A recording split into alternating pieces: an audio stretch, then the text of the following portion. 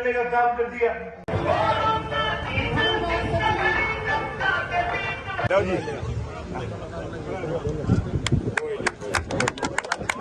भान सिंह का धन्यवाद करते हैं पगड़ी पहनाने के लिए। अब मैं अनुरोध करता हूँ इंडियन नेशनल लोकदल पार्टी के जिला के अध्यक्ष सरदार बूटा सिंह लिप्पी जी, मेरे साथ में आए पार्टी के सभी सीनियर साथीगण, बहुत ही मान और सम्मान के और गांव जालपुर के आदरणीय बुजुर्गों, नौजवान साथियों, सम्मान के योग्य माताओं, बहनों, पत्रकार छायाकार साथियों,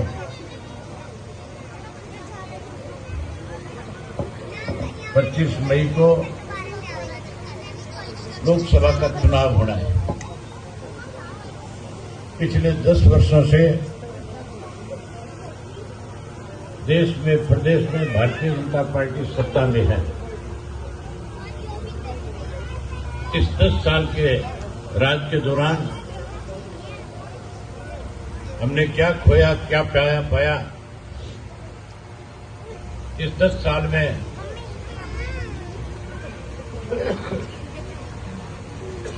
कौन कौन से वायदे भाजपा की तरफ से हमारे सामने किए गए,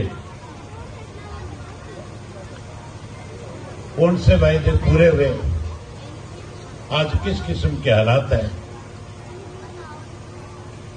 साथियों, आज एक भाजपा नया नारा लेकर के आई है। भारतीय जनता पार्टी के लोग कहते हैं कि मोदी जी की गारंटी पे वोट दो, पर ये नहीं बता पा रहे कि मोदी जी की गारंटी क्या है।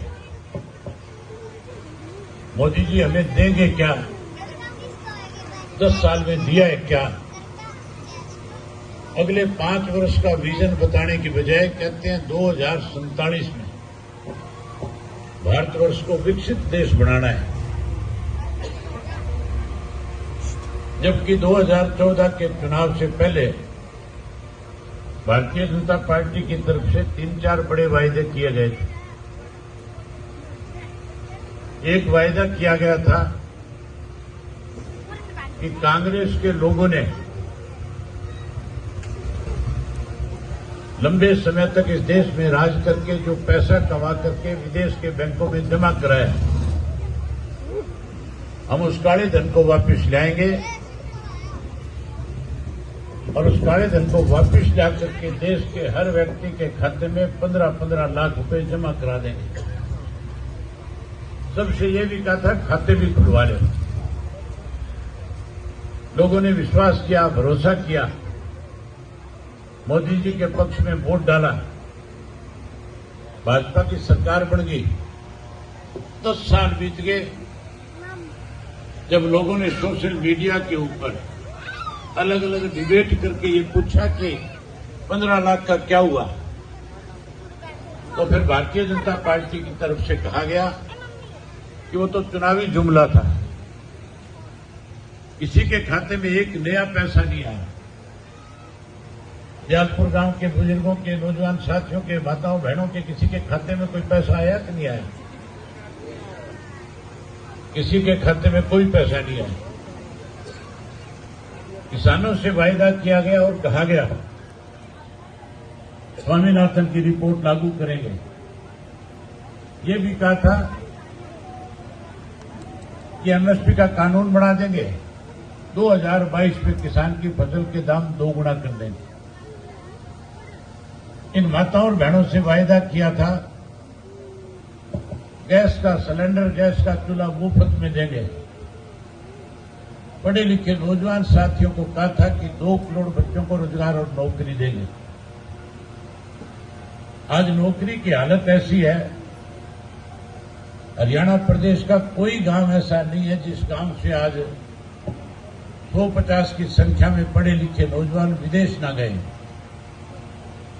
बच्चे माँ बाप को मजबूर करते हैं, कहते हैं जमीन बेचो, हमें इस देश में कोई काम नहीं है, हमारे लिए कोई नौकरी और रोजगार नहीं है, हम विदेश में जाकर के कोई अपना छोटा मोटा काम धंधा करके कहीं ना कहीं स्थापित होना चाहते हैं। मैं हरियाणा प्रदेश के लगभग 2000 गांव से होकर के आया हूं। हर गांव से बच्चे विदेश चले गए। आपके दयालपुर से भी गए हैं कि नहीं गए हैं बच्चे? कितने बच्चे गए? बहुत ज्यादा बच्चे जा रहे हैं। ये सिर्फ इसलिए जा रहे हैं बच्चे कि उनको इस प्रदेश की सरकार पे भी विश्वास नहीं रहा कि हमें यहां पे कोई रोजगार मिल जाएगा, नौकरी मिल जाएगी। जहां तक किसान की बात है, किसान को एमएसपी का कानून बना करके देने की बजाय 3 काले कानून बना दिए थे। 13 महीने तक आप लोगों को सरकार के खिलाफ आंदोलन चलाना पड़ा। 13 महीने में 750 से ज्यादा लोगों ने अपनी शहादत दे दी। एक वक्त ऐसा भी आया था जब मैं टीकरी के बॉर्डर पे हजारों किसानों को लेकर के समर्थन देने पहुंचा था, तो वहां जब किसान नेता बैठे थे जो आंदोलन चला रहे थे, उन्होंने मेरे सामने प्रस्ताव रखा और कहा कि अगर आप सही मायने में किसानों के हितैषी हैं, अगर आप चौधरी देवीलाल की नीतियों को आगे बढ़ा रहे हैं, सुप्रीम कोर्ट ने फैसला हमारे हक में कर रखा है। आप पार्टी की सरकार पंजाब के अंदर है। आप पार्टी की सरकार तो हमें पानी नहीं देती और उम्मीदवार कहता है मुझे वोट दे दो। जो हमें पानी नहीं देगा हम उसको वोट देंगे कि नहीं देंगे? हमें उसको वोट देना चाहिए कि नहीं देना चाहिए? नहीं देना चाहिए। दूसरी तरफ जिंदल है जो 10 वर्ष हो गए कुरुक्षेत्र की धरती पे उतरा ही नहीं, आया ही नहीं। 10 साल मेंबर पार्लियामेंट रहा, तब कोई सेवा नहीं करी। तब कारखाना लगाने की बात आई, पहले कहता था कुरुक्षेत्र में कारखाना लगाऊंगा, कैथल में लगाऊंगा। जब कारखाना लगाने का नंबर आया तो फिर जाकर के छत्तीसगढ़ के रायपुर में लगाने का काम किया। फिर कहता था यूनिवर्सिटी बनाऊंगा। कुरुक्षेत्र और कैथल में यूनिवर्सिटी बनाने की बजाय सोनीपत में जाकर के बढ़ाई। जब कोई मेडिकल कॉलेज और मेडिकल का अस्पताल बनाने की बात थी तो कुरुक्षेत्र में बनाने की बजाय हिसार में जिंदल अस्पताल बनाया। यहां 10 वर्ष जब रहा, लोगों की जमीनें सस्ते में खरीद के सरकार की तरफ से नोटिस दिलवा करके प्लॉट काटने का काम किया, कमाई करके लेकर के गया, सेवा नहीं करी। अब फिर कहता है वोट दे दो, जिता दो, मैं आपकी सेवा करना चाहता हूं। अगर आपकी सेवा ही करनी थी तो फिर 10 वर्ष बीच में आपको छोड़ करके नहीं जाता, फिर आपके बीच में रहता। अगर आपकी किसी ने लड़ाई लड़ी विधानसभा में, विधानसभा के बाद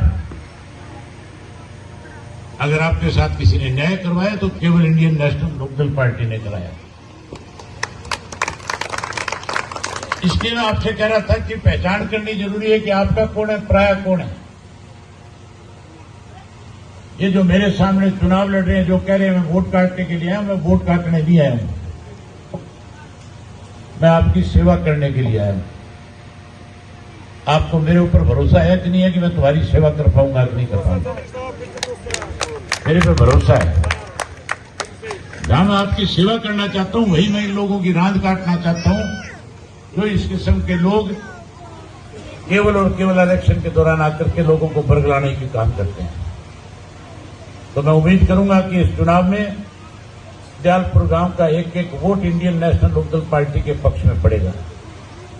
जब आप वोट दोगे तो एक बात की गारंटी आपको दे करके जाता हूं, आने वाले समय में जब हरियाणा प्रदेश में इंडियन नेशनल लोकदल पार्टी की सरकार बनेगी, आज इस सरकार ने बुजुर्गों की पेंशन काट दी, गरीबों के पीले कार्ड काट दिए, रसोई महंगी कर दी, पढ़े लिखे नौजवान बच्चों का रोजगार और नौकरी छीन ली, गरीब आदमी का पीला कार्ड काट दिया।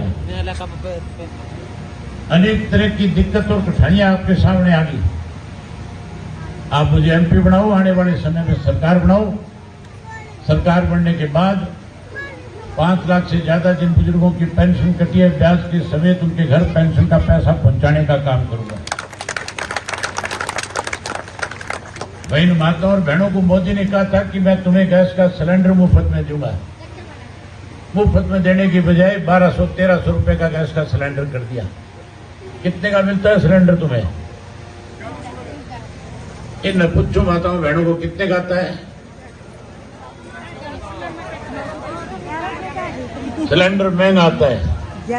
आप राज बनाओ, हर महीने की पहली तारीख को गैस का सिलेंडर सरकार की तरफ से आपके घर मुफ्त पहुंचाने का काम करूंगा।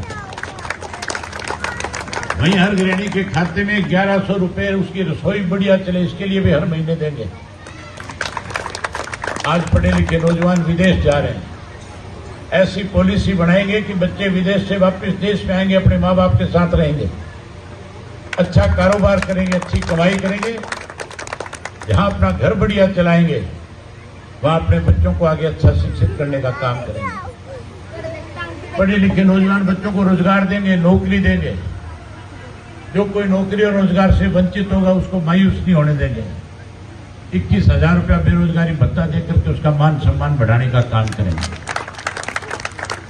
वहीं उसके साथ साथ गरीब आदमी का जो पीला कार्ड काट दिया वो पीले कार्ड बहाल करेंगे और चौधरी देवीलाल आवास योजना के तहत 100 गज का गरीब को प्लाट देकर के पक्का मकान बना करके देंगे।